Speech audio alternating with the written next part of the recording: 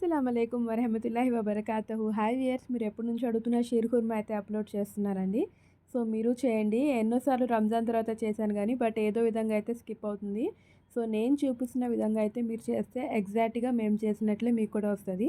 Try చేయండి, తప్పకుండా వీలవుతుంది. మీకు ఇలాగా టేస్ట్ అనేది సేమ్ పర్ఫెక్ట్గా అలాగే వస్తుంది.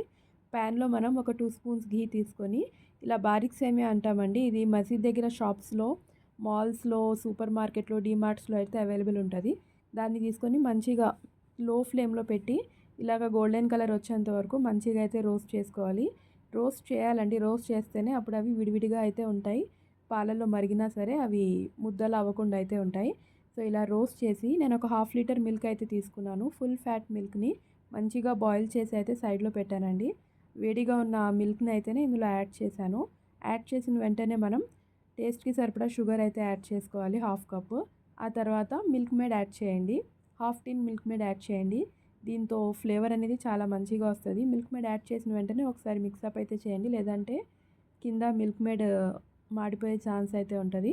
సో ఇలాగా మిక్సప్ చేసి ఇందులో ఇలాచీ పౌడర్ అయితే యాడ్ చేయండి. షుగర్ వేసి పౌడర్ చేసి అయితే నేను ఎయిర్ టైట్ కంటైనర్లో ఇలా స్టోర్ చేసుకుంటాను. ఇలాచీ పౌడర్ అయితే యాడ్ చేయండి.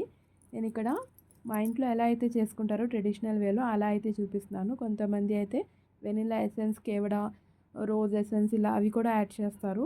సో మీరు ఆ ఫ్లేవర్స్ కావాలంటే అవి కూడా యాడ్ చేసుకోవచ్చు.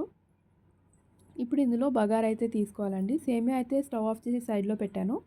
ఇప్పుడు ఒక బౌల్లో మనం ఒక 4 స్పూన్స్ ఘీ తీసుకొని అందులో కాజు, బాదాం, కిష్మిష్, ఖర్బూజా సీడ్స్ అంటాం కదండి, ఇవి మస్క్ మిలన్ సీడ్స్ ఉంటాయి కదా, అవి కూడా యాడ్ చేసి మంచిగా గోల్డెన్ కలర్ వచ్చేంత వరకు ఇలాగ రోస్ట్ చేసి స్టవ్ ఆఫ్ చేసి దాని మొత్తాన్ని దీనిలో తాలింపు ఎలా వేసుకుంటామో మనం అలా అయితే యాడ్ చేసుకోవాలి. యాడ్ చేసి మిక్సప్ చేసుకోండి. మా ఇంట్లో అయితే కొంచెం థిక్గానే ఇష్టపడతాం కాబట్టి నేను ఇలా థిక్గా చేశాను. మీకు రన్నీ కన్సిస్టెంట్ కావాలంటే మిల్క్ క్వాంటిటీ అనేది కొంచెం ఎక్కువ తీసుకోండి.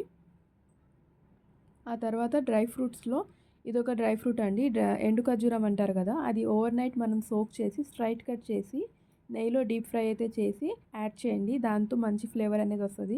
సో మీరు ఒకసారి తప్పకుండా ట్రై చేయండి. యాజ్ ఇట్ ఈజ్ అలాగే వస్తుంది. అల్లా హాఫీజ్.